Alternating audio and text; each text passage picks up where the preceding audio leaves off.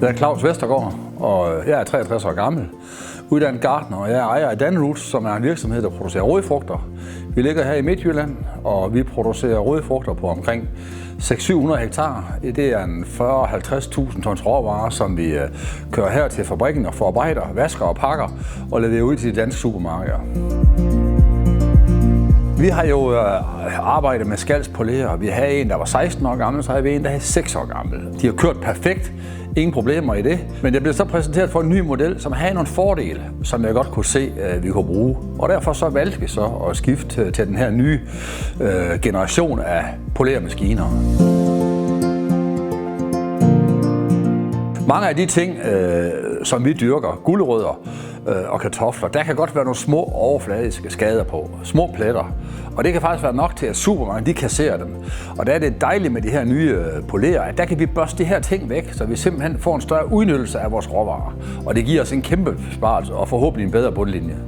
Men det har givet et bedre arbejdsmiljø, fordi vi har fået en del af støjen væk. Og så er det også bare sådan, at når der kommer nye maskiner ind, det er altid en glæde for medarbejdere at få nye maskiner.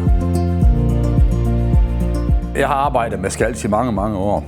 Jeg kan godt lide at arbejde med lokale firmaer. Jeg kan godt lide at arbejde med nogen, som vi udvikler sammen med.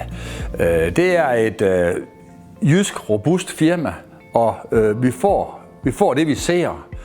De gør opgaven færdig, men jeg synes der, hvor de har flyttet så meget, det er på designen af maskiner. Altså den er vel designet, og det kan jeg godt lide.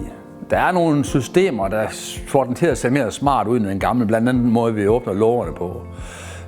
Der er nogle nye sensorer i den, som også er bedre til at styre vandniveauerne. Altså det er jo en lille ting, men den måde, som vi fjerner det der, vi har børstet af gulerødderne, det er langt stærkere i den maskine, vi har her. Det kan ikke stoppe. Der er gjort nogle gode tanker. Det er godt nok nogle meget enkle tanker, men derfor det er jo faktisk de enkle tanker, der flytter noget. Det er dem, vi gerne ser implementeret i en ny maskine.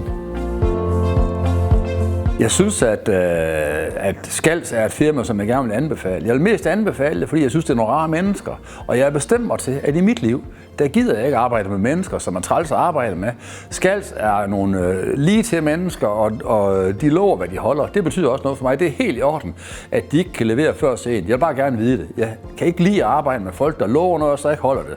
Så hellere love lidt mindre, og så holde det, de lover. Det kan jeg godt lide, og det kan Skals.